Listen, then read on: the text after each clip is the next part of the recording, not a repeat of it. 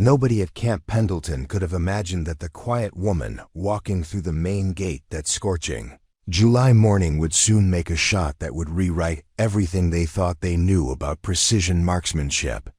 What they saw was just another civilian contractor, unremarkable and forgettable, carrying a worn canvas bag and wearing clothes that seemed 2 sizes too big. What they didn't see was someone who had been waiting 3 years for the chance to prove that the Marine Corps had made the biggest mistake of their recruitment history. Preparing and narrating this type of story took us long efforts and hard work. So if you are enjoying the story, please consider subscribing to our channel. Elena Vasquez adjusted the strap of her messenger bag as she approached the security checkpoint, her steel gray eyes scanning the sprawling California base with the practiced efficiency of someone who noticed everything while appearing to notice nothing at all. At 31, she had learned to make herself invisible, to blend into backgrounds and slip through crowds without drawing attention. Her black hair was pulled back in a simple ponytail, practical rather than stylish, and her olive skin bore the kind of deep tan that came from years spent outdoors in harsh conditions rather than weekend beach visits. The Marine at the security gate barely glanced at her contractor badge as she passed through the metal detector. Just another technical specialist, another face in the endless stream of civilians who kept the base running behind the scenes. Elena preferred it that way. She had spent the last 3 years perfecting the art of being overlooked, of being dismissed. As just another support worker who happened to have clearance to be on base. Her assignment was deceptively simple: ballistics consultant for the new sniper training program. The Marine Corps had finally admitted that their current marksmanship training had some gaps, particularly in extreme range calculations and environmental factor adjustments. They needed someone with advanced mathematical modeling experience to help refine their curriculum. What her employment file didn't mention was that she had learned those mathematical principles not in a classroom or laboratory, but through years of practical application in places where a miscalculation meant the difference between mission success and catastrophic failure. The walk to the training facilities gave Elena time to observe the base's rhythm. Young Marines moved with the confident swagger of people who believed they were part of the most elite fighting force in the world. Their uniforms were crisp, their bearing perfect, their conversations filled with the kind of bravado that came from knowing they had earned the right to call themselves Marines. They looked at her civilian clothes and contractor badge with the polite indifference reserved for necessary support personnel who weren't quite worthy of serious attention. The marksmanship training complex was an impressive facility with multiple rifle ranges extending into the distance, each one designed for different types of precision shooting. The newest addition was the long-range sniper course, a state-of-the-art facility where the Marine Corps trained their elite marksmen. Elena could see groups of Marines working with instructors, learning the fundamentals of advanced shooting techniques under the hot California sun. As she approached the main building, she caught fragments of conversation from a group of Marine snipers taking a break between training sessions. Their tone was casual, confident, filled with the easy camaraderie of professionals who trusted each other completely. These were the men who had passed every test, met every standard, and earned the right to carry the title of Marine Scout Sniper. Another civilian consultant, Staff Sergeant Mike Torres, said to his buddy, nodding in Elena's direction as she walked toward the building entrance, "Third one this month. Pretty soon they'll have more civilians running our training than actual Marines." His voice carried the mild irritation of someone who had seen too many outside experts come and go without making any real impact. "Sergeant Danny." Reed looked up from the rifle he was cleaning, squinting at Elena in the harsh sunlight. "What's this one supposed to do? Teach us how to use calculators?" The comment drew chuckles from the other Marines in the group. To them, marksmanship was about instinct, experience, and countless hours of practice. The idea that some civilian with a mathematics degree could contribute anything meaningful to their training seemed absurd. "Ballistics consultant," Torres read from a clipboard he'd been carrying. Says here she's supposed to help with environmental calculation protocols and advanced range estimation techniques.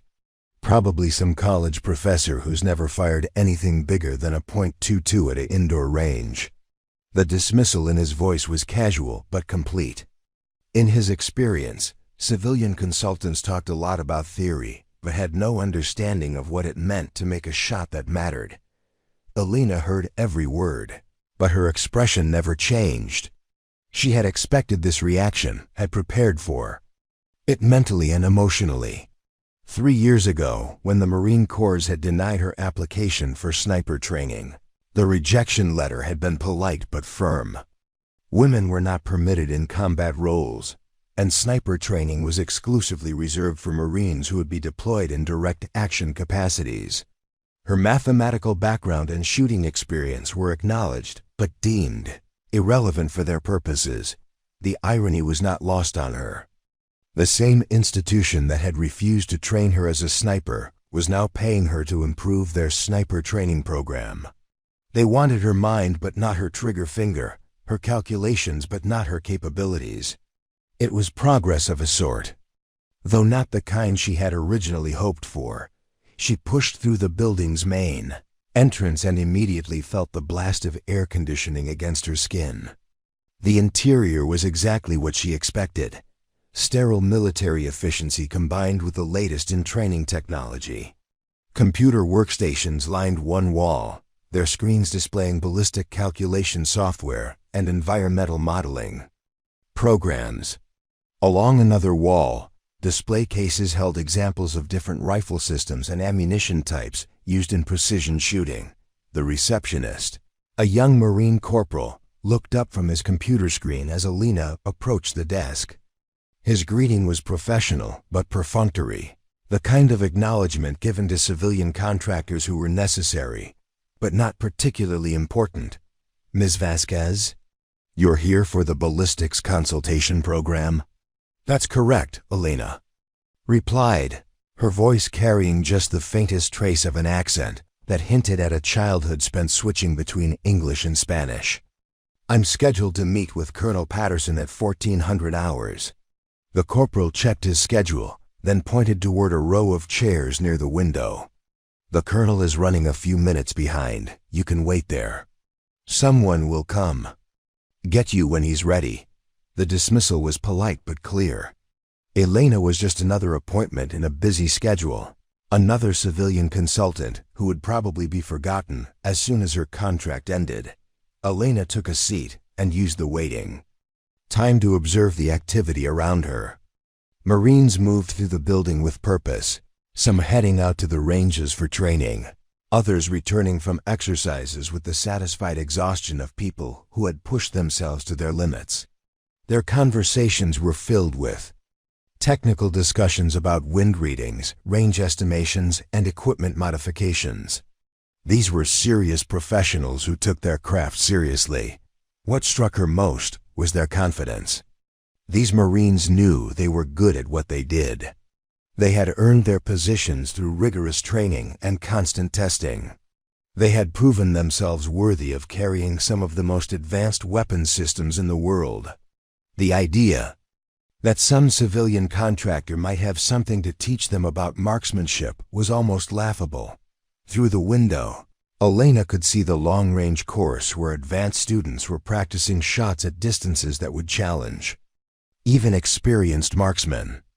The targets were barely visible to the naked eye, small shapes that required perfect technique and ideal conditions to hit consistently. She watched as one Marine took his position, made his calculations, and fired. Even from inside the building, she could see the satisfaction on his face when his spotter confirmed a hit. These were the Marines, who would never take her seriously, who would always see her as an outsider playing at being part of their world. They had no way of knowing that she had been making shots like that since she was 16 years old, that she had learned precision shooting not from military instructors, but from her grandfather, a Korean War veteran who had taught her that mathematics and marksmanship were inseparable arts. They couldn't know that she had spent her college years competing in precision rifle competitions, winning matches against opponents who had trained for decades. They had no idea that her rejection from sniper training had been based not on her abilities, but on policies that were already beginning to change. Most importantly, they could never imagine that within weeks, their dismissive attitudes would be replaced by something approaching awe when she demonstrated capabilities that none of them had ever seen before. The wait continued, and Elena remained perfectly still, perfectly patient, perfectly unremarkable. Just another civilian contractor with a bag full of mathematical formulas and theoretical knowledge. Just another outsider who would never understand what it meant to be a Marine sniper. At least, that's what everyone believed. Colonel James Patterson was exactly what Elena expected from a Marine officer who had spent 28 years climbing through the ranks. His gray hair was cut in a perfect regulation style, his uniform pressed to military perfection, and his handshake carried the firm confidence of someone accustomed to being obeyed without question. When he smiled, it was the practiced expression of a leader who had learned to be polite to civilian contractors while making it clear that their presence was a necessary inconvenience rather than a welcome addition. "Ms. Vasquez," Patterson said, gesturing to a chair across from his desk, "I appreciate you taking this contract. We've had some challenges with our long-range calculation protocols, and the Pentagon thinks some fresh mathematical perspective might help us refine our training standards." His tone suggested that while the Pentagon might think this was necessary, he remained skeptical about what a civilian consultant could actually contribute to a program that had been producing elite marksmen for decades. The colonel's office was a shrine to Marine Corps' marksmanship excellence.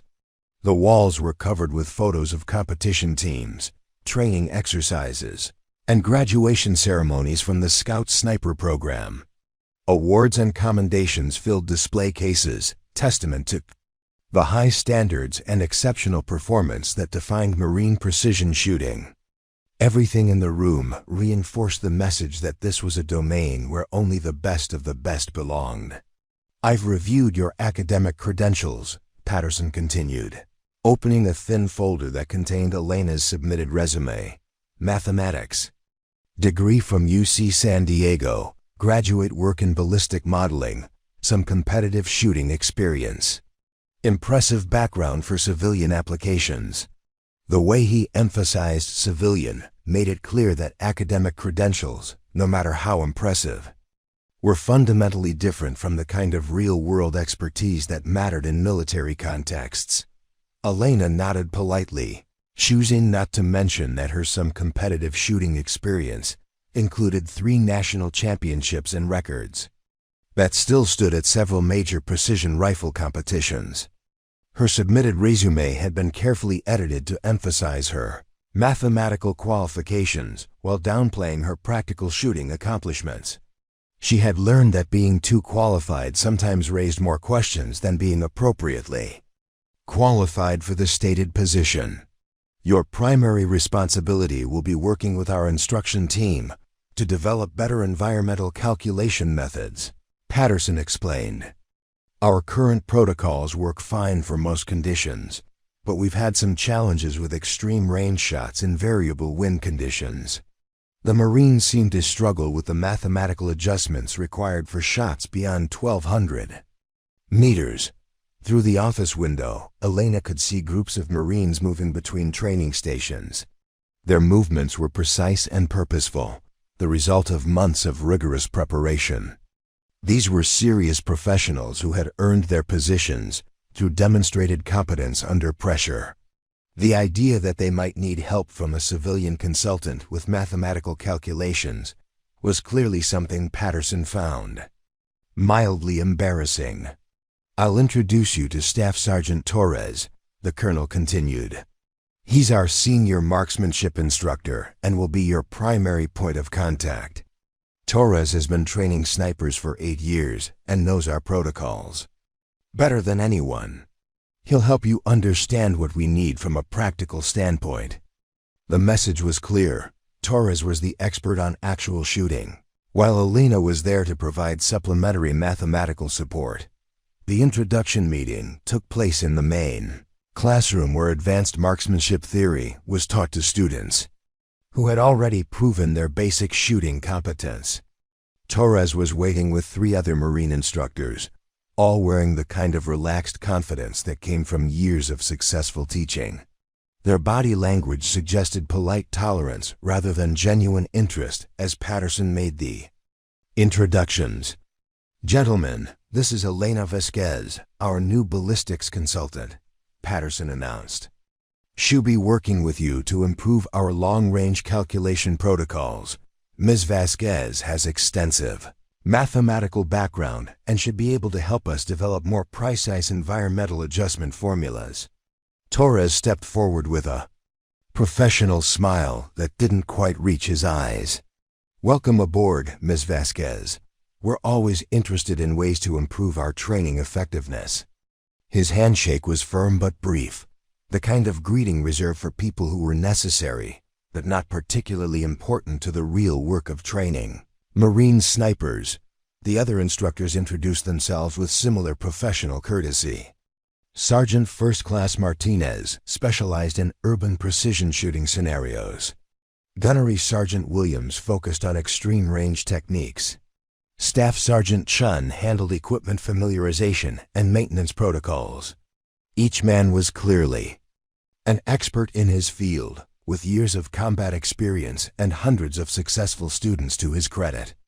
"Maybe you can help us figure out why these college boys keep missing their windage calculations," Martinez said with a chuckle that drew agreement from the other instructors. "They can do the math on paper, but when it comes time to make the shot, something gets lost in translation between theory and practice." The comment revealed an assumption that Elena immediately recognized. These instructors saw a fundamental divide between theoretical knowledge and practical application. In their experience, people who understood mathematics rarely understood shooting, and people who could shoot rarely needed complex mathematical formulas. The idea that someone might bridge both worlds was outside their normal framework. "The problem isn't the math," Williams added. "It's that these kids think they can calculate their way to being good shooters. They want formulas for everything instead of developing the instinct that comes from thousands of rounds downrange. You can't teach marksmanship with equations." Elena listened to the conversation with growing understanding of the challenge she faced. These instructors weren't hostile to her presence, but they clearly viewed her role as supplementary to the real work of training shooters. They expected her to provide mathematical tools that might help with specific calculation problems, but they didn't believe that mathematical expertise could fundamentally improve their training methods. "What's your shooting background, Ms. Vasquez?" Chun asked, the question carrying casual curiosity rather than serious interest. "Have you spent much time on rifle ranges?" The implication was clear: civilian shooting experience, if it existed at all, was fundamentally different from the kind of precision marksmanship required for military applications. "Some competitive experience," Elena replied carefully. "Mostly long-range precision shooting in controlled environments." She chose her words deliberately, providing accurate information while avoiding details that might complicate her role as a mathematical consultant rather than a practical marksman.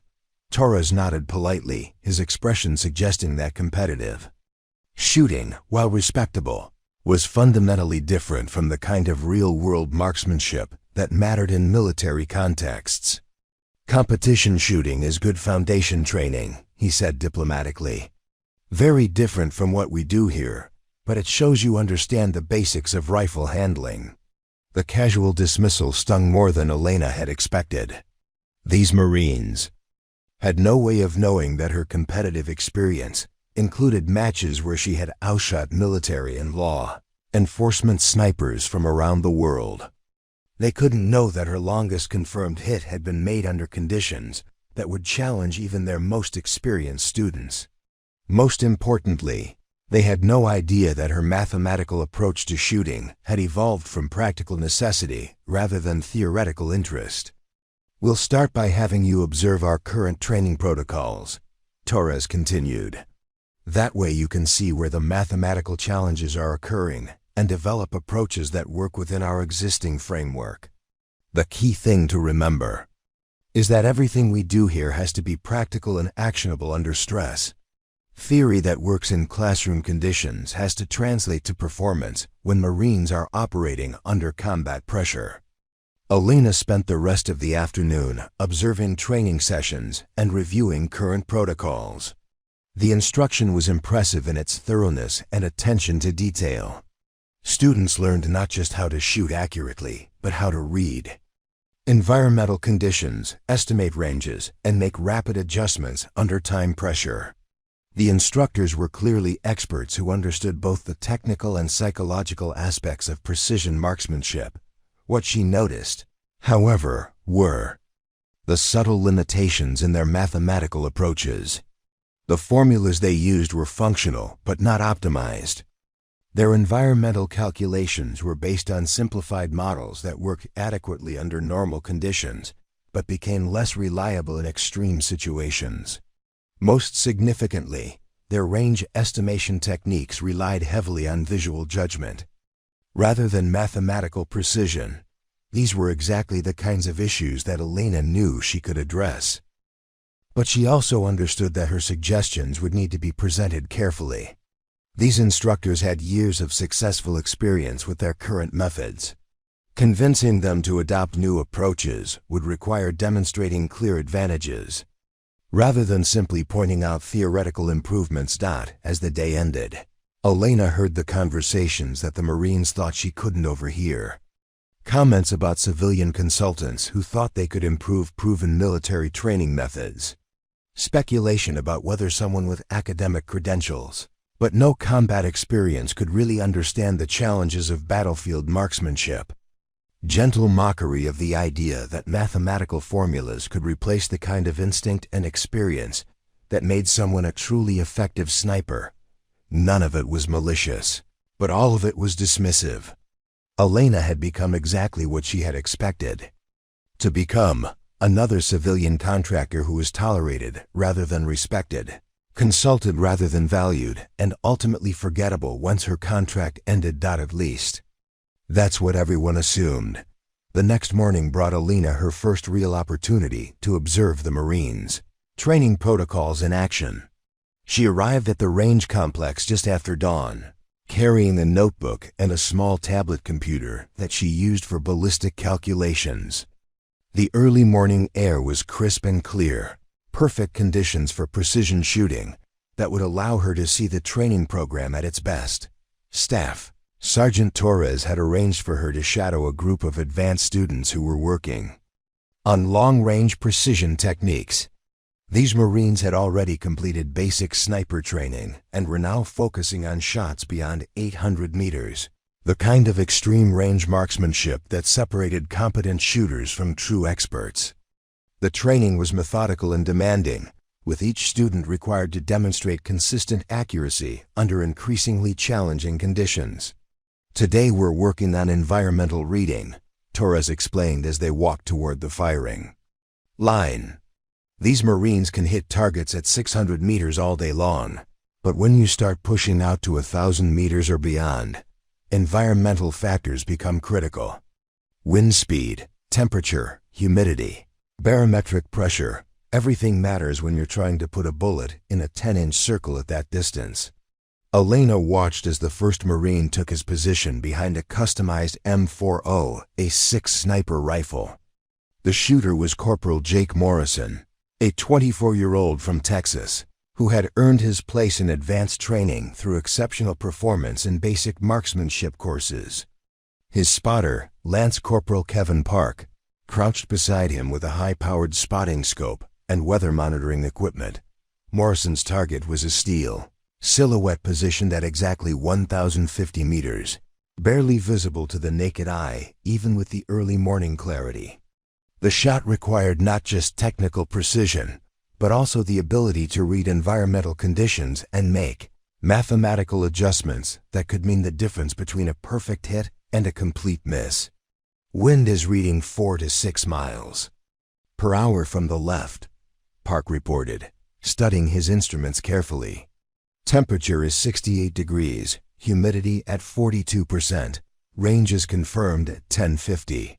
Morrison made his calculations using the standard formulas that all Marine snipers learn during their training. Elena watched him work through the numbers, adjusting his scope settings and preparing for the shot. His technique was textbook. Perfect, the result of months of intensive instruction and practice.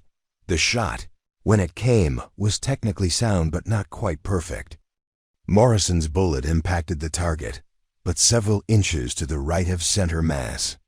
A hit that would be acceptable in most situations, but not quite the precision that Torres was looking for from his advanced students. "Good shot, Morrison," Torres called out. "But let's talk about that windage calculation. What do you think caused the drift?" Elena had been watching the environmental conditions throughout the setup, and she immediately recognized the issue. Morrison's wind reading had been accurate for ground level, but he hadn't accounted for the fact that wind conditions could vary significantly at different altitudes along the bullet's trajectory. At 1,050 meters, the bullet would spend nearly 2 seconds in flight, passing through multiple atmospheric layers that could have different wind patterns. "The ground-level wind reading was probably accurate," Morrison replied, "but maybe there was some variation I didn't account for. Could be a thermal updraft or some cross-wind at a different altitude." Torres nodded approvingly. "That's exactly the kind of thinking we want to see. Environmental conditions aren't uniform along the entire bullet path. You need to think about the whole trajectory, not just what you can measure at your firing position." Elena found herself leaning forward slightly, studying the range through a pair of binoculars that Torres had provided.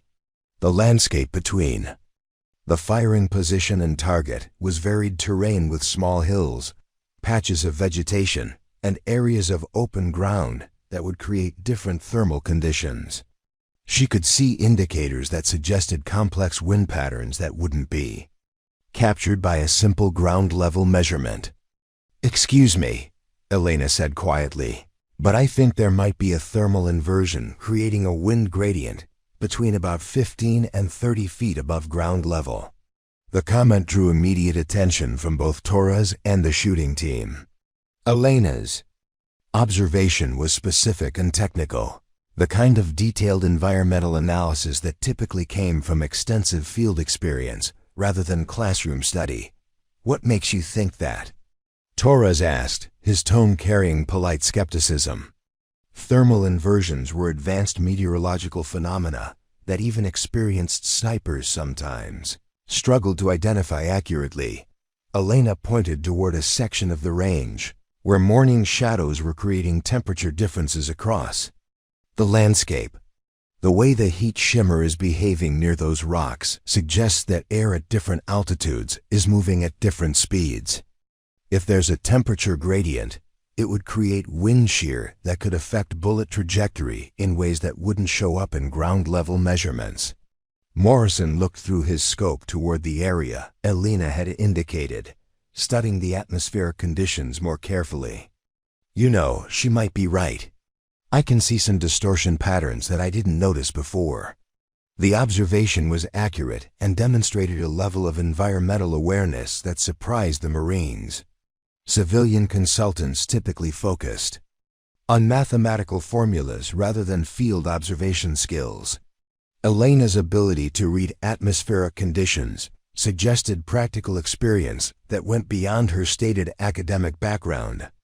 "That's a pretty sophisticated analysis for someone with classroom training," Park commented, his voice carrying curious respect. "Where did you learn to read thermal conditions like that?" Elena hesitated for just a moment, choosing her words carefully. Competitive shooting requires similar environmental analysis. When you're trying to hit targets at extended ranges, you learn to notice atmospheric details that can affect bullet trajectory. The explanation was accurate but incomplete. What Elena didn't mention was that her competitive experience had included matches where environmental reading was as important as shooting technique. She had learned to identify wind patterns, thermal conditions, and atmospheric phenomena through thousands of hours of practical application under the guidance of competitors who treated precision shooting as both art and science. Torres moved to the spotting position and took a careful look at the atmospheric conditions Elena had identified. After several minutes of observation, he nodded slowly. "I think you're right about the thermal pattern. Morrison, let's try the shot again.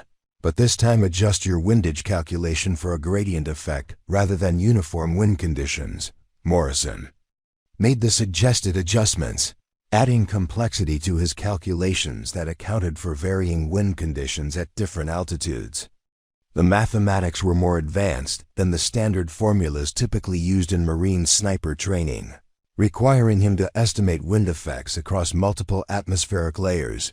His second shot was significantly more accurate, impacting much closer to the center of the target.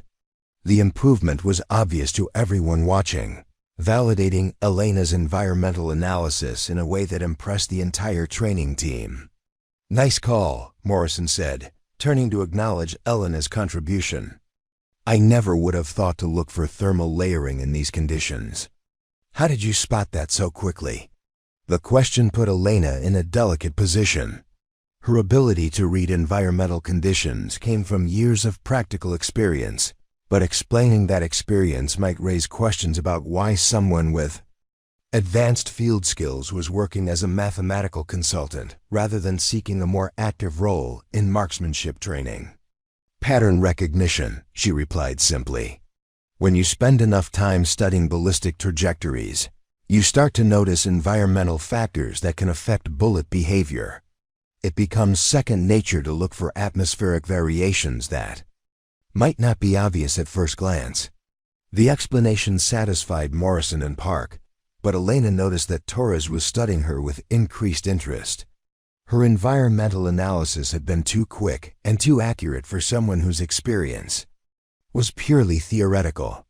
More importantly, her suggestions had resulted in immediate performance improvement, something that didn't usually happen when civilian consultants offered advice to experienced military marksmen. Staff Sergeant Chen, who had been observing the training session from a nearby position, approached with an expression of grudging respect. "That was some pretty sharp observation," he said. "Most of our environmental reading comes from instruments and experience. Being able to spot thermal effects just by looking at atmospheric distortion is advanced level stuff." Elena nodded politely, but she could see that her demonstration of unexpected competence had shifted the dynamic slightly. The Marines were no longer dismissing her as just another academic consultant. They were beginning to wonder about the depth of her practical experience and the source of her environmental analysis skills. However, their reaction was still fundamentally skeptical. Good observation skills were one thing, but true marksmanship competence required much more than the ability to read atmospheric conditions. Elena was still seen as someone who might contribute useful theoretical insights, but not as someone who could actually perform at the level required for advanced military precision shooting. That assumption would prove to be dramatically incorrect. But for now, it remained firmly in place. Word of Elena's environmental analysis spread through the sniper training program faster than she had anticipated. By the time she arrived at the range complex the following morning, her interaction with Morrison's shooting team had been discussed, analyzed, and ultimately dismissed by Marines who hadn't witnessed it firsthand. The story had evolved in the telling, transforming from a useful observation into something less flattering to the Marines involved. So Morrison needed help from the civilian lady to make his shot? Lance Corporal Brad Stevens said loudly enough for Elena to hear as she walked past a group of Marines preparing their equipment. Stevens was part of an advanced training class that considered themselves the elite within the elite, Marines who had consistently outperformed their peers and expected to graduate with honors from the program. "That's what I heard," replied Corporal Mike Rodriguez, adjusting the scope on his rifle with exaggerated precision. Apparently she pointed out some wind condition that he missed completely. Makes you wonder what they're teaching in basic training.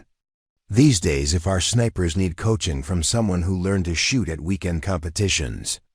The comment drew snickers from several other Marines who had gathered to hear the story. Elena continued walking toward the equipment shed where she was supposed to meet Torres, but the voices followed her clearly across the morning air. My sister could probably give better shooting advice, Stevens continued, his voice carrying the casual cruelty that young men often displayed when they felt their competence was being questioned indirectly.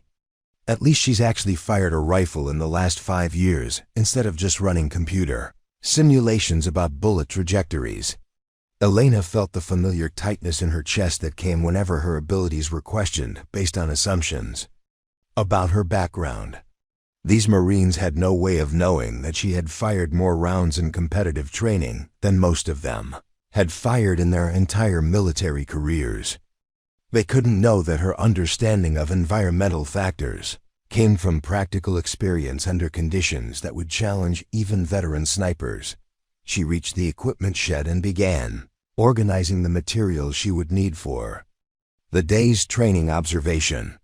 Her hands moved efficiently through the routine of setting up her notebook, tablet computer, and reference materials, but she could still hear the conversation continuing behind her with increasing volume and confidence.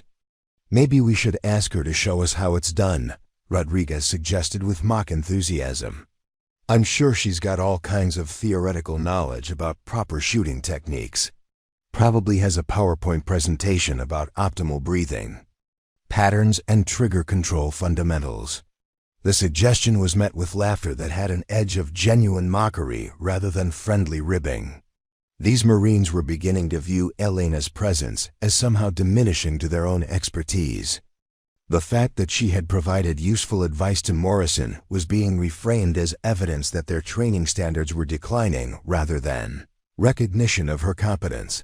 Sergeant First Class Martinez approached the group with the kind of expression that usually preceded a correction, but instead of dispersing the Marines, he joined the conversation with his own observations about civilian consultants and their role in military training.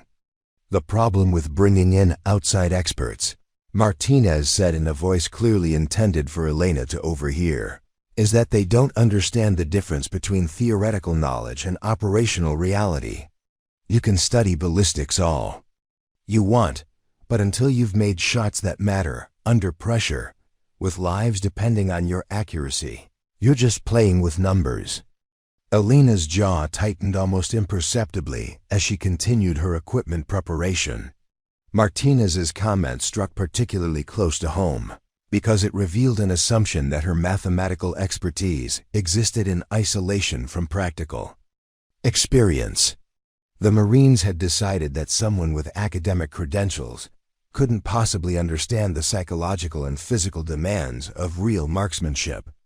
Exactly right, Sergeant, Stevens replied with the enthusiasm of someone whose opinions had been validated by a superior. These consultant types think they can improve our training by adding more math to everything. Like we're going to stop in the middle of a firefight to calculate wind drift coefficients on our smartphones. The conversation was attracting more Marines who had heard fragments of the story and wanted to contribute their own opinions about civilian contractors and their limited understanding of military realities. Elena found herself becoming the center of a discussion that grew more critical and more public with each passing minute. Gunnery Sergeant Williams joined the group with information that made Elena's situation even more uncomfortable. I looked up her background last night, he announced with the satisfaction of someone who had done investigative work. Mathematics degree from UC San Diego, some graduate coursework in ballistic modeling, and a bunch of civilian shooting competitions. No military service, no combat experience, no advanced training beyond what any dedicated hobbyist could get at private shooting schools.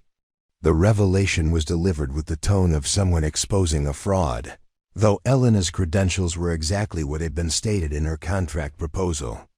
The problem wasn't that she had misrepresented her background. but that the Marines were now interpreting her qualifications as fundamentally inadequate for the role she was supposed to fill. Civilian shooting competitions, Rodriguez repeated. With obvious disdain, that explains everything. She thinks hitting paper targets in perfect conditions with unlimited time is the same thing as making shots that count when everything is going wrong around you. Elena's hands paused in their work for just a moment, the only visible sign that the conversation was affecting her.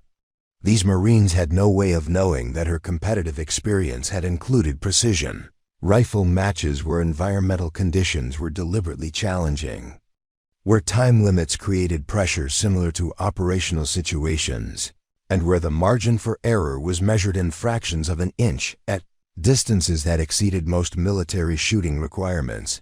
Staff Sergeant Chun approached the growing group with the kind of authority that usually dispersed casual conversations, but instead of ending the discussion, he added his own perspective that made Elena's position even more difficult. The real issue, Chun said with the measured tone of someone making an important point, is that the Pentagon keeps sending us consultants who don't understand that sniper training isn't just about mathematical precision. It's about developing the mental toughness to perform under extreme stress. You can't teach that with equations, and you can't understand it without experiencing it firsthand. The comment drew nods of agreement from Marines who felt that their specialized training was being trivialized by civilian involvement. Elena's presence was becoming symbolic of larger issues, about military autonomy and the value of combat experience versus academic expertise. Maybe she should try qualifying on our range, Stephen suggested with mock helpfulness, just to see if her theoretical knowledge translates to actual shooting performance. I'm sure she could hit a few targets at 300 meters if we gave her enough time and perfect weather conditions. The suggestion was meant as mockery, but it carried an undercurrent of genuine challenge that made several Marines pay closer attention. The idea of watching a civilian consultant attempt to meet Marine sniper qualification standards was appealing in a way that promised either entertainment or vindication of their skepticism. Torres appeared just as the conversation was reaching its peak of public mockery. His expression suggested that he had heard enough of the discussion to understand the situation, but rather than defending Elena's contributions, he chose to redirect the group's attention to scheduled training activities. "All right, ladies, break it up," Torres said with the kind of casual authority that immediately dispersed the gathering. "Stevens, Rodriguez, your team is scheduled for moving target exercises in 15 minutes. Martinez, Williams, I need you to prep the 1,000-meter range for this afternoon's qualification attempts." As the Marines scattered to their assigned duties, Elena found herself alone with Torres, who seemed uncertain about how to address the situation. His expression suggested that while he didn't approve of the public mockery, he also wasn't entirely convinced that Elena's theoretical expertise would prove valuable in practical applications. "Don't let them get to you," Torres said quietly, though his tone lacked conviction. "They're good Marines, but they're protective of their specialization. Takes time to prove yourself with this group." Elena nodded politely, but she understood the underlying message. Torres wasn't really defending her competence. He was offering comfort for someone who was struggling to fit into an environment where she didn't belong. His sympathy was well-intentioned, but fundamentally condescending. The rest of the morning passed in a pattern that Elena recognized from her previous day's experience, but with an added layer of tension that made every interaction more difficult. Marines who had previously been politely indifferent now watched her with expressions that ranged from skeptical to openly dismissive. Her presence had shifted from being unremarkable to being actively questioned. The mockery continued in fragments throughout the day, never quite direct enough to be officially inappropriate, but persistent enough to create an atmosphere where Elena's expertise was constantly under scrutiny. Every suggestion she made was met with polite skepticism. Every observation was filtered through assumptions about her limited practical experience. By the end of the day, Elena had become exactly what she had feared becoming, not just another civilian contractor, but a civilian contractor whose presence was actively resented by the Marines. She was supposed to help train the tension that had been building around. Elena's presence reached a critical point on Thursday morning when Staff Sergeant Torres announced that the advanced training class would be conducting qualification shoots at the maximum range of their facility. The exercise was designed to test every aspect of a Marine sniper's training: environmental reading, mathematical calculation, equipment management, and psychological control under pressure.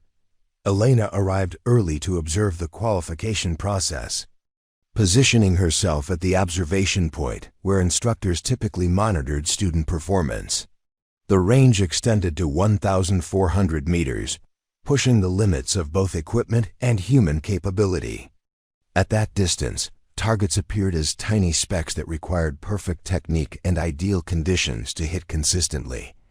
The first Marine to attempt the qualification was Corporal Stevens, the same Marine who had been most vocal about questioning Elena's credentials.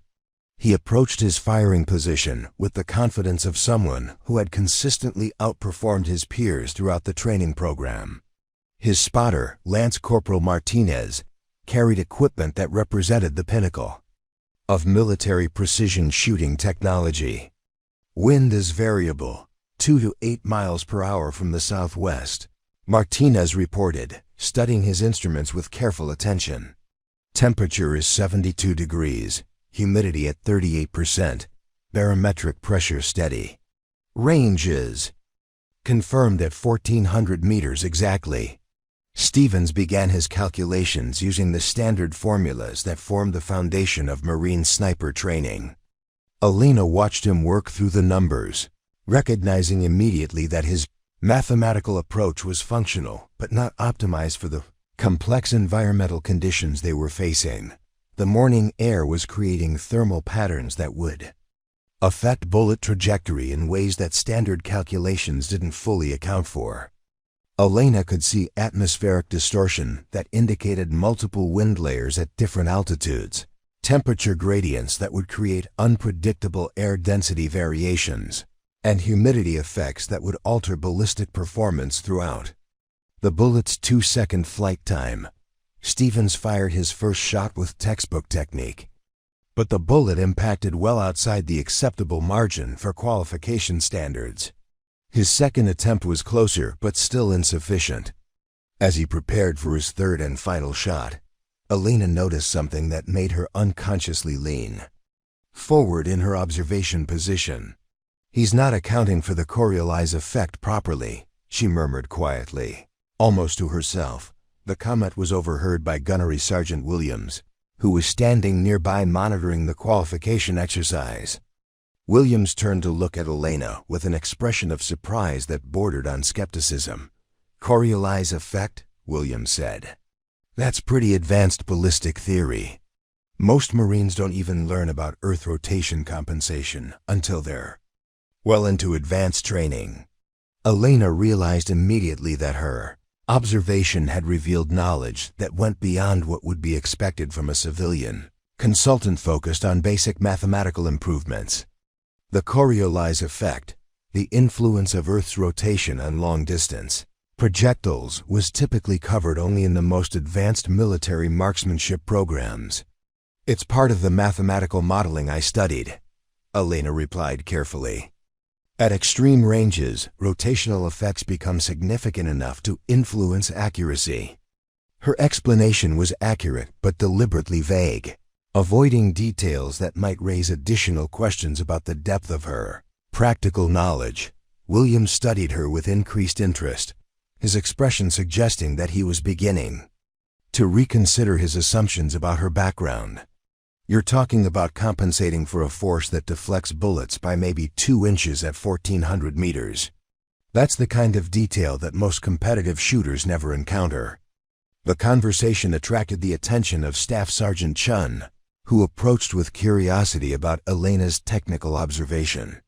Chun had spent years training Marine snipers and recognized that Coriolis compensation was knowledge that typically came from advanced military instruction rather than civilian education. Where exactly did you learn about rotational ballistics? Chun asked, his tone carrying professional interest rather than casual curiosity. That's not usually covered in academic ballistic modeling unless you're working on artillery systems or very specialized applications. Elena found herself in the delicate position of having demonstrated knowledge that exceeded her stated background without being able to explain how she had acquired that knowledge. Her understanding of Coriolis effects came from practical experience. At competitions where extreme-range shooting required compensation for factors that most recreational shooters never encountered. Advanced ballistic modeling includes rotational effects, she said, maintaining her careful explanation. When you're working with trajectory calculations, you have to account for all the forces that can influence projectile behavior. The explanation satisfied Chun's immediate question, but Elena noticed that both he and Williams were now observing her with a different level of attention. Her casual mention of advanced ballistic phenomena had suggested expertise that went beyond basic mathematical consultation. Stevens failed his qualification attempt, missing his third shot by a margin that clearly frustrated him. As he cleared his firing position, Elena found herself studying the environmental conditions with the kind of analytical focus that came from years of practical experience, reading atmospheric patterns, preparing and narrating this type of story. Took us long efforts and hard work.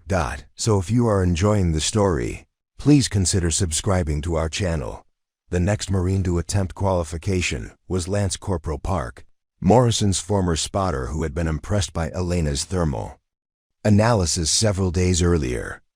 Park approached his shooting position with methodical preparation, taking extra time to analyze environmental conditions based on lessons he had learned from Elena's previous observations. "Ms. Vasquez," Park called out as he prepared his equipment, "would you mind taking a look at the atmospheric conditions? I'm seeing some distortion patterns that remind me of what you spotted the other day." The request put Elena in an uncomfortable position. Park was asking for her assistance in front of Williams and Chun, both of whom were now watching her with increased scrutiny. Her response would either reinforce her role as a mathematical consultant or reveal capabilities that might raise questions about her actual background. Elena approached Park's position and studied the range through binoculars, immediately identifying multiple atmospheric phenomena that would affect long-range accuracy. The air between the firing position and target was creating complex patterns that required advanced environmental reading skills to interpret accurately. "There's definitely thermal layering between about 50 and 100 feet above ground level," Elena said, pointing toward specific areas where atmospheric distortion was visible. "You can see the heat shimmer differential indicating different air densities. Also, there's probably wind shear at around 300 meters where the terrain creates a compression effect." Her analysis was detailed and precise, identifying atmospheric conditions that would require significant adjustments to standard ballistic calculations. Park listened intently, making notes that would help him compensate for environmental factors that other Marines had missed completely. Williams and Chun exchanged glances, recognizing that Elena's environmental reading was remarkably sophisticated for someone whose experience was supposedly limited to competitive shooting in controlled conditions. Her ability to identify complex atmospheric phenomena suggested practical knowledge that typically came from extensive field experience. "That's pretty impressive environmental analysis," Williams said slowly. "Reading thermal layers and wind shear patterns usually takes years of practical experience to develop. Where did you learn to identify atmospheric conditions with that level of detail?" The question was direct and professional, coming from someone who recognized expertise when he saw it. Elena realized that her demonstration of advanced environmental reading had moved beyond what could be explained by academic study or casual competitive experience. "Pattern recognition develops over time," Elena replied, choosing her words carefully. When you spend enough time studying ballistic performance under different conditions, you learn to notice environmental factors that can affect accuracy. Park made his calculations based on Elena's environmental analysis, incorporating adjustments for thermal effects and wind patterns that went well beyond standard Marine qualification protocols. His first shot was significantly more accurate than Stevens' attempts, impacting within the qualification zone despite the challenging conditions. "Excellent shot," Sean called out, clearly impressed by the improvement in accuracy. Those environmental adjustments made a significant difference. As Park prepared for his second shot, Williams approached Elena with an expression that suggested he was beginning to piece together information that didn't align with her stated background. "You know," Williams said quietly, "I've been training snipers for 12 years, and I've never seen a civilian consultant who could read environmental conditions like that. The way you analyze atmospheric patterns, the speed with which you identify thermal effects, that's not something you learn from textbooks or weekend shooting competitions." Elena met his gaze steadily, recognizing that her demonstrated competence was beginning to reveal capabilities that exceeded her cover story. Williams was an experienced instructor who had worked with numerous civilian consultants, and he clearly recognized that her skills suggested a background different from what had been represented. "Experience teaches you to notice details that matter," Elena said simply, neither confirming nor denying the implications of his observation. Williams nodded slowly, but his expression indicated that he was filing away information for future consideration. Elena's environmental reading abilities had revealed expertise that raised questions about who she really was and where she had acquired knowledge that seemed to exceed her stated qualifications. The morning's qualification exercises continued, but the dynamic had shifted subtly. Elena was no longer just another civilian consultant offering mathematical support. She had become someone whose expertise demanded explanation, someone whose background might be more complex than initially apparent. The morning qualification exercises had created an undercurrent of tension that reached its breaking point when Corporal Stevens failed his second qualification attempt later that afternoon. His frustration was visible as he cleared his equipment from the firing line, and Elena could see the anger building in his expression as he watched other Marines struggle with the same environmental challenges that had defeated his own shots. "This is ridiculous," Stevens said loudly enough for everyone on the range to hear. "We're letting atmospheric conditions that any experienced sniper should be able to handle turn into some kind of advanced physics problem. Since when do Marines need a civilian consultant to tell us how to read wind patterns?" His comment drew the attention of the entire training group, including Torres, who was monitoring qualification attempts from the observation tower. The frustration in Stevens' voice reflected broader concerns that several Marines had been expressing privately about the role of civilian consultants in their specialized training program. Staff Sergeant Martinez approached Stevens with the kind of measured authority designed to diffuse rising tension, but instead of calming the situation, his intervention seemed to escalate it. "The environmental conditions today are challenging," Martinez acknowledged. "But that's exactly why we need to use every available resource to help our Marines succeed. Ms. Vasquez has provided valuable insights that have improved several Marines' performance." Stevens turned to look directly at Elena, his expression carrying a mixture of skepticism and challenge that made several other Marines stop their activities to observe the developing confrontation. "Valuable insights," Stevens repeated with obvious sarcasm. "Based on what exactly?" "Theoretical knowledge from competitive shooting, where the biggest pressure is winning a trophy instead of keeping your teammates alive." Elena felt the familiar tightness in her chest, but she maintained her neutral expression as Stevens continued his challenge in front of an audience that was clearly sympathetic to his perspective. "I'm just saying," Stevens continued, his voice gaining confidence as he realized he had support from other Marines. Maybe we should see if our expert consultant can actually demonstrate these advanced techniques she's been teaching us. Put her behind a rifle and let her show us how to make these impossible shots she's been calculating for everyone else. The suggestion sent a ripple of interest through the gathered Marines. Several heads turned toward Elena with expressions ranging from curious to skeptical, while others looked toward Torres and Martinez to see how the instructors would respond to Stephen's direct challenge. Gunnery Sergeant Williams stepped forward, his expression suggesting that he was intrigued by the possibility of seeing Elena's theoretical knowledge tested under actual shooting conditions. "That's not a terrible idea," Williams said slowly. "We've seen her mathematical analysis and environmental reading.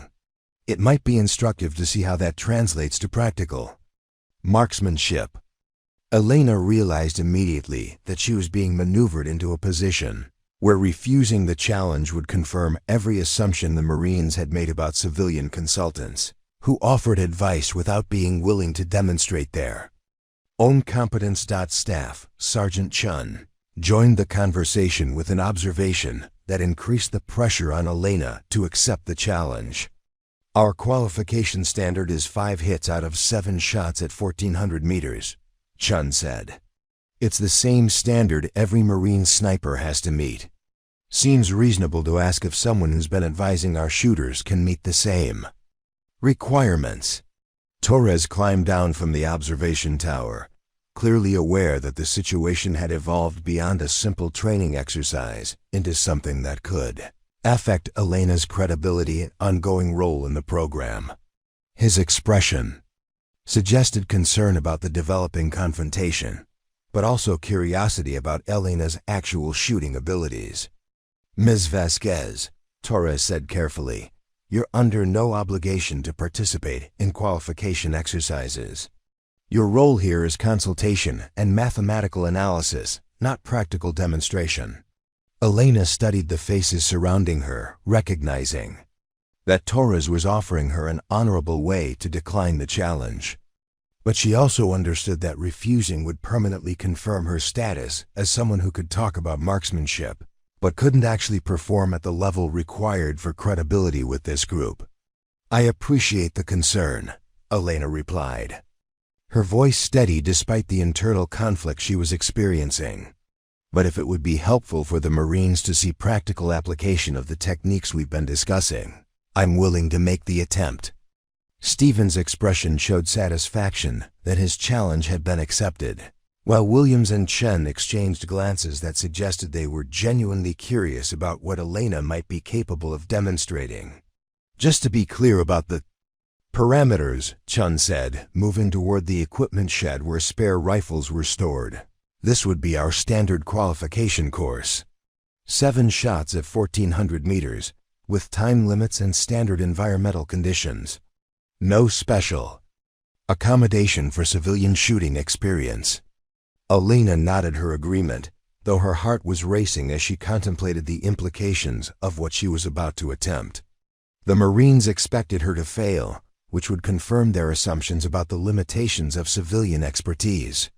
Success would require revealing capabilities that exceeded her stated background by such a wide margin that it would raise questions she wasn't prepared to answer. Chun returned with a standard M406 sniper rifle, the same weapon system that the Marines used for all their qualification exercises. Elena accepted the rifle with the casual familiarity of someone who had handled similar equipment countless times, though she was careful not to display more expertise than would be expected from competitive shooting experience. "Wind is variable. 3 to 7 miles per hour from the southwest," Williams reported, taking the role of spotter for Elena's attempt. "Temperature 74 degrees, humidity 41%, range confirmed at 1400 meters. Standard qualification. Target." Elena settled into the shooting position with movements that were fluid and economical, the result of years of practice under conditions far more challenging than what she was currently facing. She began her environmental analysis, identifying atmospheric conditions with the same precision she had demonstrated during her observations. of other Marines shooting. The gathered Marines watched with expressions ranging from skeptical anticipation to genuine curiosity. Several had positioned themselves where they could observe both Elena's technique and the target impact area, clearly expecting to witness a demonstration of the limitations of civilian marksmanship training. Elena's first shot was fired after calculations that incorporated factors the Marines had never seen included in qualification attempts. She compensated for thermal effects, wind gradients, Coriolis influence, and atmospheric density variations with mathematical precision that went far beyond standard Marine sniper protocols. The bullet impacted dead center of the qualification target, a hit so precise that it drew immediate attention from everyone watching. Williams confirmed the impact through his spotting scope with an expression of genuine surprise. "Perfect center hit," Williams announced, his voice carrying disbelief that was shared by the other Marines observing the exercise. Elena's second shot was equally precise, followed by a third that demonstrated consistency that exceeded what most Marines achieved during qualification attempts. By her fourth shot, the gathering of observers had grown to include Marines from other training exercises who had heard about the civilian consultant attempting qualification. Stevens watched Elena's performance with growing discomfort, realizing that his challenge was producing results that contradicted everything he had assumed about her capabilities. Each shot was not just accurate, but demonstrated marksmanship at a level that exceeded what most Marines achieved even after months of intensive training. "That's 5 perfect hits," Williams reported after Elena's fifth shot, his voice carrying a mixture of professional respect and personal amazement. "I've been training snipers for 12 years, and I've never seen qualification shooting this precise under these environmental conditions." Elena's sixth shot maintained the same level of accuracy, prompting Torres to approach with an expression that suggested he was completely recalibrating his understanding of who Elena was and what her background might actually include. "Where exactly did you learn to shoot like this?" Torres asked quietly, his question carrying professional interest rather than casual curiosity. "This isn't competitive shooting skill. This is advanced military-level marksmanship." Elena prepared for her seventh and final shot, aware that her demonstration had already exceeded every expectation and assumption the Marines had held about her capabilities. Her performance was revealing expertise that demanded explanation, skills that couldn't be dismissed as lucky accuracy or theoretical knowledge applied practically. Her final shot completed a perfect 7 for 7 qualification score, a level of performance that less than 5% of Marine snipers achieved during their initial attempts. The silence that followed was complete, broken only by the sound of Williams confirming the final impact through his spotting scope. 7 perfect hits, Williams announced, his voice carrying the kind of professional respect reserved for truly exceptional marksmanship. "I've never seen civilian shooting performance at this level." Elena stood and cleared her rifle with movements that were automatic and professional, the kind of weapon handling that came from extensive training under military protocols rather than civilian shooting instruction. The Marines who had been mocking her qualifications just hours earlier now stared with expressions that ranged from amazement to confusion. Stevens in particular looked as though his entire understanding of the situation had been fundamentally challenged.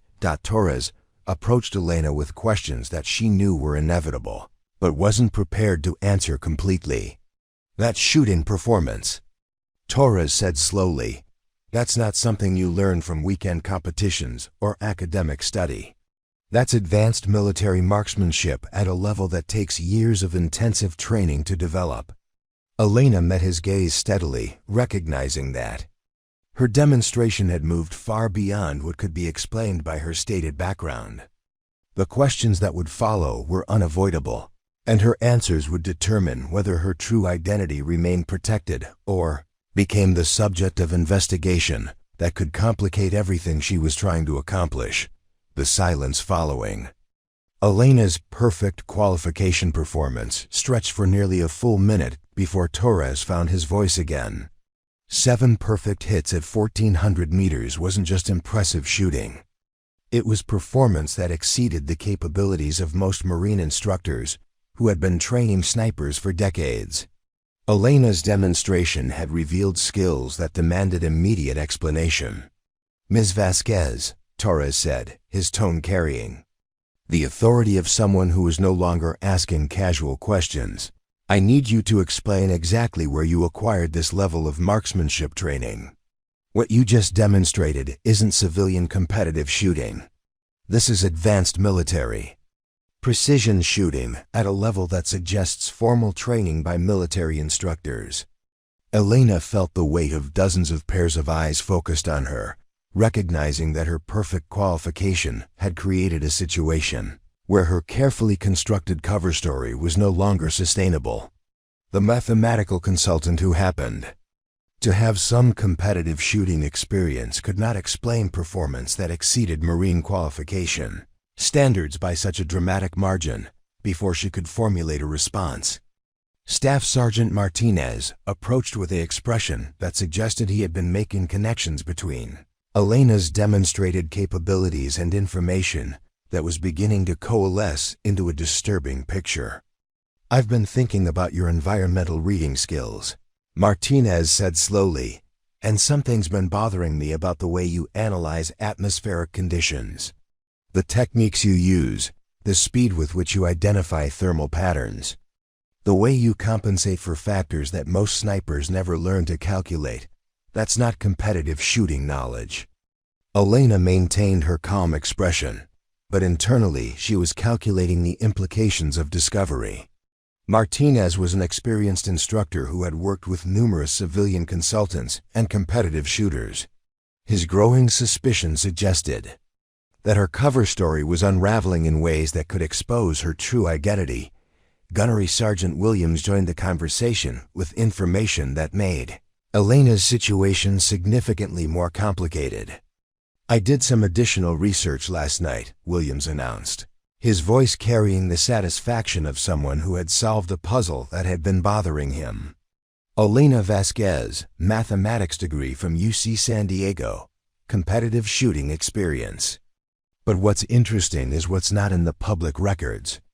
The statement drew immediate attention from Torres and the other instructors, who recognized that Williams had discovered information that might explain Elena's unexpected capabilities. No competitive shooting records under that name at any major precision rifle competitions, Williams continued. No match results, no rankings, no documentation of the competitive experience listed in her contract proposal. It's like Elena Vasquez, the competitive shooter, doesn't exist in any official records. Elena felt her carefully maintained composure beginning to crack as Williams' investigation revealed the gaps in her fabricated background. The competitive shooting credentials she had claimed were deliberately vague because detailed documentation would have led to questions about her real identity. Torres stepped closer, his expression carrying the kind of professional intensity that Elena recognized from her own military experience.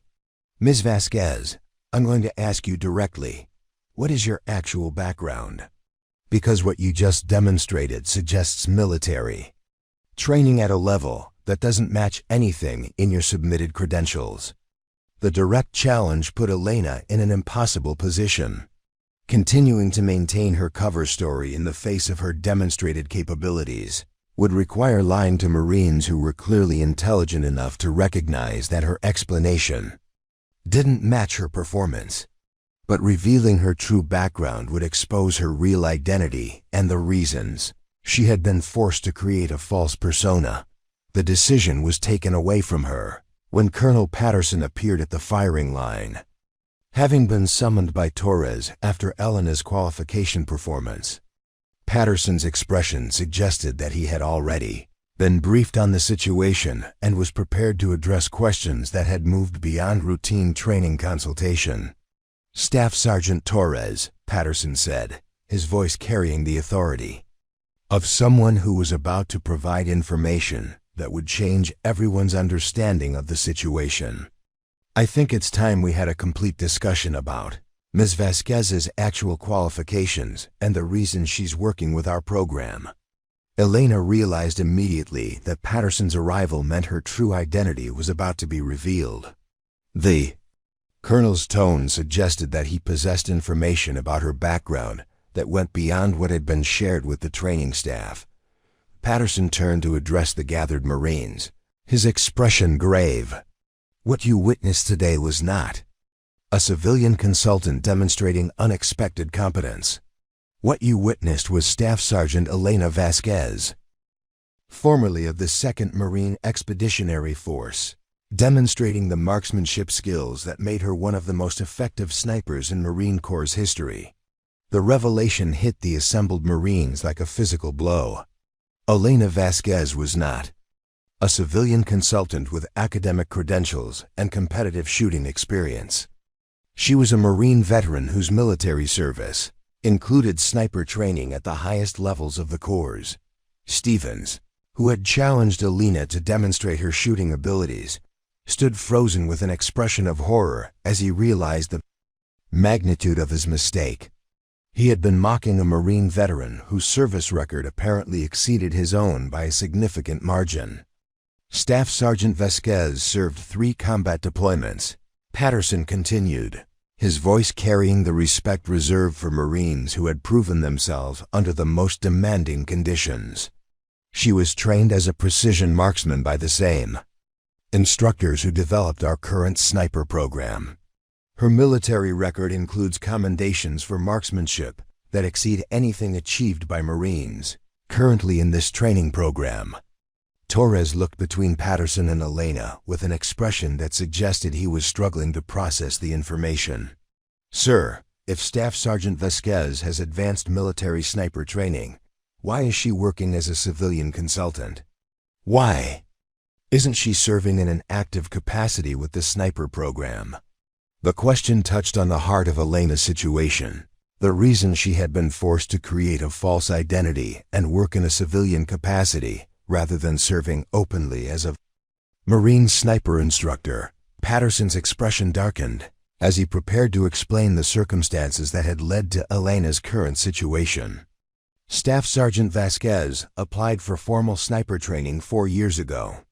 Her application was denied based on military policies that restricted women from serving in direct combat roles, including sniper positions. The explanation created a moment of stunned silence as the Marines processed the implications of what Patterson had revealed. Elena possessed advanced sniper training and exceptional marksmanship skills, but she had been denied the opportunity to serve in an official sniper capacity because of gender restrictions that had only recently been changed. The irony, Patterson continued, is that Staff Sergeant Vasquez's unofficial sniper capabilities exceeded those of many Marines who were accepted into the program she was denied entry to. Her military service included precision shooting assignments that saved numerous Marine lives during her deployments. Elena found herself at the center of attention from Marines who were beginning to understand that their mockery had been directed at someone whose service record exceeded their own by a significant margin. The civilian consultant they had dismissed was actually a combat veteran whose achievements in marksmanship represented the highest standards of Marine excellence. Williams stepped forward with a question that Elena had been dreading since her true identity was revealed. Sir, what specific assignments did Staff Sergeant Vasquez complete during her service? What kind of precision shooting missions was she involved in? Patterson looked at Elena, silently asking permission to reveal information that she had kept private for years. Elena nodded slightly, recognizing that her cover was completely blown and that further concealment would serve no purpose. Staff Sergeant Vasquez's most significant action occurred during her final deployment, Patterson said, his voice carrying the weight of someone describing events that had become legend within military circles. During a Taliban assault on Marine Forward Operating Base De La Ram, Staff Sergeant Vasquez made a precision shot at extreme range that eliminated a Taliban sniper who had pinned down an entire Marine squad. The description caught the attention of every Marine present, who recognized that Patterson was describing the kind of combat action that represented the highest levels of military heroism. The shot was made at a distance of 1,847 meters, Patterson continued. Under combat conditions with multiple environmental challenges, including high winds and extreme heat, the elimination of the Taliban sniper allowed 15 Marines to reach safety and prevented what intelligence later confirmed would have been a coordinated assault that could have overrun the entire forward operating base. Elena watched as the faces around her processed the information Patterson was providing. The impossible shot referenced in her cover story wasn't theoretical expertise or competitive accomplishment. It was actual combat performance that had saved Marine lives under conditions that exceeded anything these Marines had experienced in training. Stevens approached Elena with an expression of profound shame and respect, recognizing that his challenge to her qualifications had been directed at someone whose combat record represented everything he aspired to achieve as a Marine. "Ma'am," Stevens said, his voice thick with emotion, "I owe you an apology that I don't even know how to begin. Everything I said about your qualifications, every assumption I made about your background, I was completely wrong." Elena studied Stevens' face, seeing genuine remorse rather than mere embarrassment. "You had no way of knowing," she replied simply. "My presence here was designed to avoid exactly the kind of attention that would have made my real background obvious." Torres stepped forward with questions that went to the heart of Elena's current situation. "Staff Sergeant, if your service record includes the kind of combat performance the Colonel described, why are you working as a civilian consultant? Why aren't you serving as an instructor in the sniper program you were originally denied entry? Tell." The question touched on the complex circumstances that had led Elena to create a false identity rather than serving openly in her area of expertise. Her answer would reveal the final pieces of a story that explained not just her exceptional capabilities, but the reasons she had been forced to hide those capabilities behind a fabricated civilian persona. Elena felt the weight of every Marine's stare as Colonel Patterson prepared to reveal the rest of her story. The perfect qualification score had shattered her carefully constructed civilian persona, but she knew the complete truth would be even more difficult for these Marines to process than her exceptional marksmanship. "The reason Staff Sergeant Vasquez is working in a civilian capacity," Patterson began, his voice carrying years of accumulated frustration with military bureaucracy, "is because after making that impossible shot and saving 15 Marines, she was still denied official recognition as a qualified sniper. The military policies that prevented her from entering sniper training remained in place, even after she had proven her capabilities under the most extreme combat conditions imaginable." The Colonel's words landed among the gathered Marines like artillery rounds, each sentence destroying another assumption they had held about military fairness and merit-based advancement. Elena watched their faces process the contradiction between her demonstrated excellence and the institutional barriers that had prevented her from serving in the capacity where she could have made the greatest contribution. Staff Sergeant Torres stepped forward, his expression reflecting the anger that several Marines were beginning to feel as they understood the full scope of what Elena had endured. "Sir, are you telling us that Staff Sergeant Vasquez saved 15 Marines with precision shooting that exceeded our qualification standards, and the Corps still refused to recognize her as a qualified sniper?" "That's exactly what I'm telling you," Patterson replied grimly. The shot that saved those Marines was officially credited to male snipers who were operating in the area. Staff Sergeant Vasquez's contribution was classified as support fire rather than precision elimination because acknowledging her actual role would have raised questions about why someone with her capabilities was denied sniper training in the first place. Elena had remained silent throughout Patterson's explanation, but now she found herself surrounded by Marines whose expressions had transformed from skepticism to something approaching outrage on her behalf. These were the same Marines who had questioned her qualifications just hours earlier, but who now understood that she had been denied opportunities that her performance clearly demonstrated she deserved. Corporal Stevens approached Elena with an expression of profound shame mixed with growing anger at the injustice she had experienced. "Ma'am, when I challenged you to demonstrate your shooting abilities, I thought I was exposing someone who was pretending to understand something she'd never experienced. I had no idea I was challenging someone who had already proven herself under conditions that would break most of us."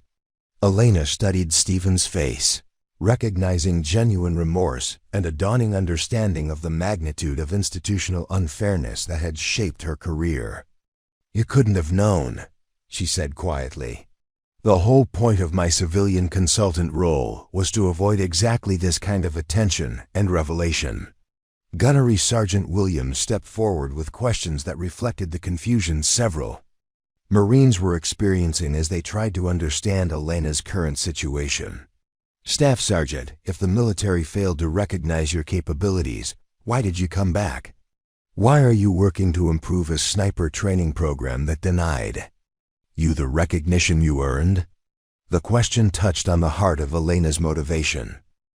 The reason she had chosen to return to the military environment that had failed to acknowledge her contributions. Her answer would reveal the depth of her commitment to Marine excellence despite the personal injustices she had endured.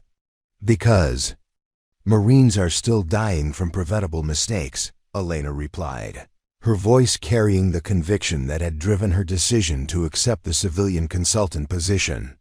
"The same institutional barriers that prevented my official recognition also prevent the Corps from implementing training improvements that could save lives. I came back because fixing those problems matters more than getting credit for the solutions." Staff Sergeant Martinez looked around at the other Marines, his expression reflecting the shame that several instructors were beginning to feel as they realized how they had treated someone whose service record exceeded their own. "Ma'am, we've spent days questioning your qualifications while you've been trying to share knowledge that could prevent the kind of casualties you witnessed during your own service." The transformation in the Marines' attitudes was dramatic and complete. The skepticism and mockery that had characterized their initial reactions to Elena had been replaced by respect, gratitude, and anger at the institutional failures that had prevented her from serving in her area of greatest expertise. Colonel Patterson observed the changing dynamic with satisfaction, recognizing that Elena's revealed identity had accomplished something that formal orders could never achieve. The Marines weren't just accepting her expertise. They were embracing it with the enthusiasm of people who understood they were learning from someone who had proven herself under the most demanding conditions possible. "Starting tomorrow," Patterson announced, "Staff Sergeant Vasquez will be working directly with our advanced training program, not as a civilian consultant, but as the lead instructor for extreme-range precision shooting. Her civilian contractor status will be terminated, and she will be offered a position as the senior technical advisor for sniper training development."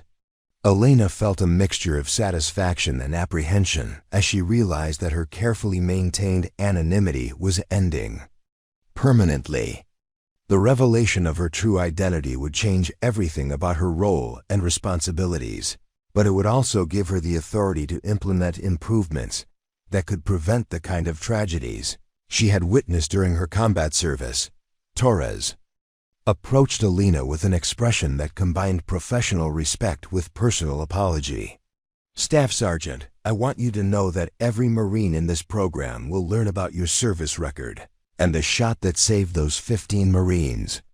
Your expertise won't be questioned again, and your contributions will receive the recognition they should have received years ago."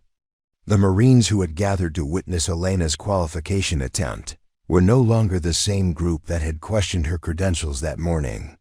They had been transformed by understanding that excellence and institutional recognition didn't always align, and that their role as Marines required them to learn from anyone who could help them serve more effectively, regardless of the recognition that person had or hadn't received from military bureaucracy. Within 48 hours of Elena's identity revelation, word of her story had spread throughout the entire Marine Corps' sniper training community. The tale of the civilian consultant who turned out to be a combat veteran with an impossible shot traveled from Camp Pendleton to Quantico, from training facilities to forward operating bases, carried by Marines who understood they had witnessed something unprecedented in military experience. The transformation of the training program began immediately. Elena found herself working with Marines who approached her instruction with a level of attention and respect that exceeded anything she had experienced during her original military service. The skepticism and casual dismissal that had characterized her first week had been replaced by genuine hunger for knowledge from someone who had proven herself under the most extreme conditions imaginable. Staff Sergeant Torres had restructured the entire advanced training curriculum around Elena's expertise, incorporating techniques and calculations that went far beyond standard Marine sniper protocols. The mathematical precision that Elena brought to environmental analysis was revolutionizing how Marines approached long-range shooting, with students achieving accuracy levels that their instructors had never seen before. The difference is incredible, Corporal Morrison told his squad during an evening equipment maintenance session. We're not just learning to make shots. We're learning to understand why shots work or fail. Staff Sergeant Vasquez doesn't just teach you to compensate for wind. She teaches you to read atmospheric conditions like you're predicting the weather. Morrison's enthusiasm was infectious, spreading to Marines throughout the training program who had begun to understand that Elena's instruction represented access to knowledge that had been proven under combat conditions rather than developed in training environments. Her techniques weren't theoretical improvements.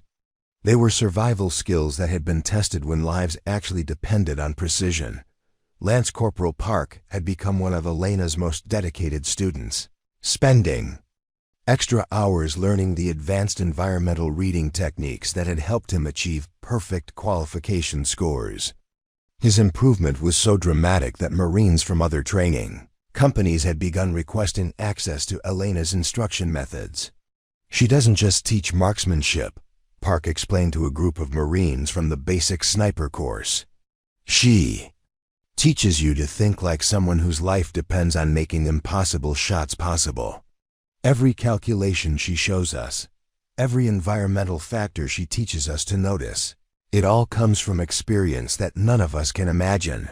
The ripple effects of Elena's revealed expertise extended beyond individual student improvement to fundamental changes in training philosophy. Instructors who had initially been skeptical of civilian consultation were now requesting permission to attend Elena's advanced sessions, recognizing that her knowledge represented gaps in their own understanding of precision shooting. Gunnery. Sergeant Williams had begun incorporating Elena's techniques into his own instruction methods, teaching basic students environmental analysis skills that had previously been reserved for advanced courses. The result was Marines who understood atmospheric conditions and ballistic calculations at a level that exceeded previous graduation standards by significant margins. We've been teaching marksmanship for decades, Williams confided to Staff Sergeant Chung during a private conversation about program improvements. But we've been teaching techniques developed in peacetime by instructors who learned from other instructors. Elena brings knowledge that was developed under fire, tested in combat, and proven when failure meant people died. The Pentagon's training. Command had taken notice of the dramatic improvements in Marine sniper performance at Camp Pendleton. Official inquiries were being made about Elena's methods and their potential for implementation across all Marine sniper training facilities. What had begun as a contract for mathematical consultation was evolving into a fundamental reformation of how the Corps approached precision shooting instruction. Colonel Patterson found himself fielding calls from training commanders at other installations who wanted access to Elena's expertise. The story of her impossible shot and subsequent training innovations had reached senior military leadership who recognized that her knowledge represented a strategic advantage that needed to be preserved and disseminated. "We're not just improving individual Marines," Patterson explained during a conference call with Pentagon officials. "We're revolutionizing our understanding of what's possible in precision shooting.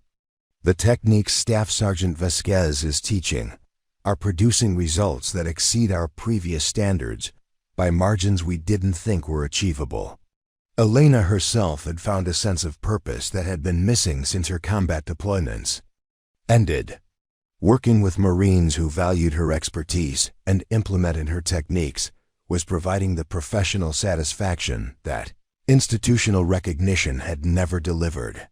She was finally serving in the capacity where her skills could make the greatest difference, teaching lessons that would save lives in future combat operations.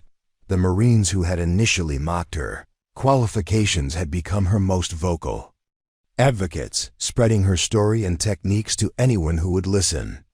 Stevens had requested transfer to advanced training, specifically to continue learning from Elena, while Rodriguez had begun documenting her methods for inclusion in updated training manuals. Every Marine who goes through this program now carries part of that impossible shot with them, Torres observed during a weekly instructor meeting. Not just the technical knowledge, but the understanding that precision shooting is about more than meeting qualification standards. It's about developing capabilities that can save lives when everything else has gone wrong. The transformation was complete but ongoing. Elena's expertise was spreading through the Marine Corps sniper community like a beneficial contagion, carried by graduates who understood they had received instruction from someone whose combat record represented the pinnacle of military marksmanship achievement. Her legacy was no longer hidden behind civilian consultant credentials or institutional barriers. It was being written in the improved performance of every Marine she trained, carried forward by students who would become instructors themselves, and preserved in techniques that would save lives for generations to come. 6 months after Elena's identity revelation, the impossible shot that had saved 15 Marines in Afghanistan had become more than military legend. It had become the foundation for a training revolution that was transforming Marine Corps' sniper programs across the globe. Elena's techniques were being implemented at every major training facility. Her mathematical approaches to environmental analysis had been incorporated into official doctrine, and her story had become required study for every Marine entering advanced marksmanship training. The transformation reached far beyond individual skill improvement. Elena's methods had fundamentally changed how the Marine Corps understood the relationship between mathematical precision and combat effectiveness. Students were graduating with capabilities that exceeded previous standards by margins that senior leadership had considered impossible just months earlier. Lieutenant Colonel Sarah Chun, the newly appointed Director of Marine Corps Sniper Training Development, visited Camp Pendleton to observe Elena's instruction methods and assess their potential for broader implementation. What she witnessed confirmed reports that had been filtering up through military channels about unprecedented improvements in Marine marksmanship performance. "The accuracy improvements are remarkable," Chun told Colonel Patterson during a briefing session. "But what's even more impressive is the confidence level these Marines display. They're not just better shooters. They understand their equipment and environmental factors at a level that makes them more effective in every aspect of precision shooting." Elena's morning instruction session demonstrated the depth of transformation that had occurred in Marine attitudes toward advanced training. The same Marines who had questioned her qualifications now approached her lessons with the focused intensity of students who understood they were receiving knowledge that could save their lives and the lives of their teammates. Environmental reading isn't about following formulas, Elena explained to a group of 20 advanced students who hung on every word. It's about understanding that atmospheric conditions are constantly changing and that your survival depends on adapting to those changes faster than your enemy can adapt to yours. Corporal Stevens, who had challenged Elena's qualifications 6 months earlier, now served as her primary assistant instructor, helping newer students understand techniques that had revolutionized his own approach to precision shooting. His transformation from skeptic to advocate had become legendary among Marines who heard the story of Elena's revealed identity. Staff Sergeant Vasquez saved my career, Stevens told new students during orientation sessions. Not just by teaching me better shooting techniques, but by showing me that expertise doesn't always come with obvious credentials. The most valuable lessons often come from people who've been underestimated and overlooked. The Pentagon had officially recognized Elena's contributions with commendations that acknowledged both her combat service and her innovations in training methodology. More importantly, the institutional barriers that had prevented her from serving in an official sniper capacity had been eliminated, opening opportunities for future Marines whose capabilities might otherwise have been wasted due to outdated policies. Elena found herself working with a team of military researchers who were documenting her techniques for integration into training programs throughout the Department of Defense. Her mathematical approaches to ballistic calculation were being adapted for use by Army and Navy precision shooting programs, spreading her influence far beyond the Marine Corps community where her journey had begun. The ripple effects continued, expanding as Elena's former students graduated and began serving as instructors at other facilities.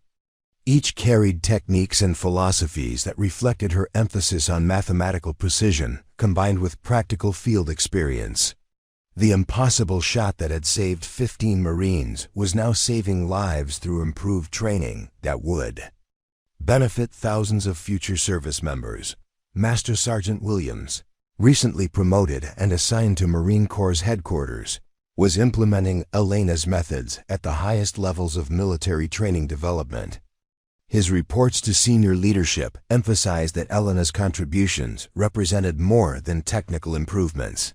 They demonstrated the strategic advantage that came from recognizing and utilizing excellence regardless of its source.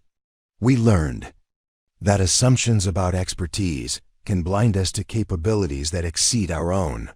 Williams wrote in his final assessment of Elena's program impact, "The most dangerous mistake military organizations can make is dismissing potential based on surface appearances rather than proven performance." Elena herself had found the peace that had eluded her since leaving active duty. Her work was saving lives in ways that official recognition had never provided, and her techniques were being carried forward by Marines who understood the value of what they had received. The institutional failures that had shaped her early career had been transformed into opportunities to create lasting change. Standing on the Camp Pendleton firing range where her journey had begun, Elena watched new students practice techniques that incorporated lessons learned from her impossible shot.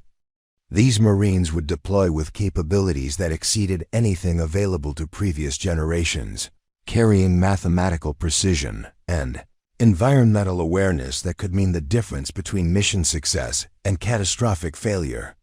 Marine who had been denied sniper training because of institutional barriers had become the architect of training innovations that would protect Marines for decades to come. Her legacy was no longer hidden behind civilian contractor credentials or bureaucratic limitations. It lived in every accurate shot made by students who had learned to see beyond surface appearances and recognize expertise wherever it originated.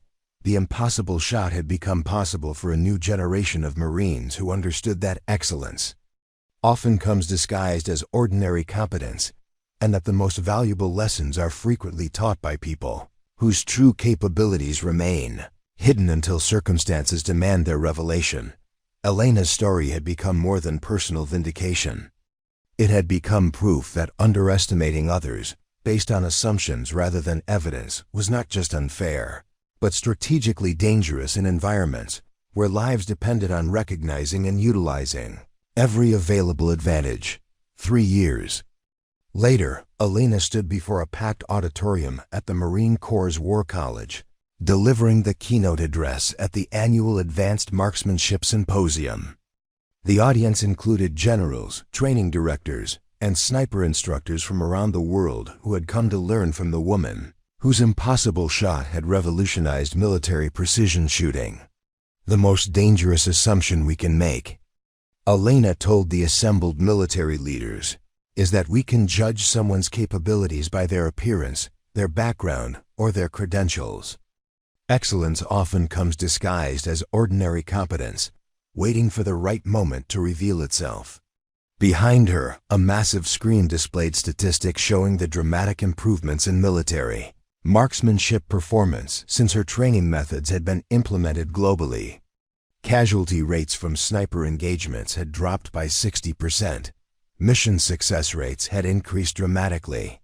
Most importantly, thousands of service members had returned home safely because they possessed skills that previous generations had never imagined possible. In the audience, Staff Sergeant Torres smiled as he remembered the quiet civilian contractor who had walked onto his firing range, carrying a worn canvas bag and wearing clothes that seemed too big. The woman they had dismissed as just another academic consultant had become the most influential marksmanship instructor in modern military history. Elena's final words resonated through the auditorium. Remember, everyone you meet is fighting a battle you know nothing about. Some of those battles have forged expertise that could save your life. The next time you see someone carrying invisible weight, don't judge them. Learn from them. The next time you encounter someone who seems ordinary, remember Elena's story. Hidden beneath the surface might be extraordinary capabilities waiting to be recognized. If this story moved you, hit that subscribe button and join our community where we share inspiring tales of people who overcame impossible odds. What's your most powerful story of being underestimated? Share it in the comments below. We read every single one. Don't forget to ring that notification bell so you never miss our latest stories of human resilience and triumph. Until next time, remember, never judge a book by its cover.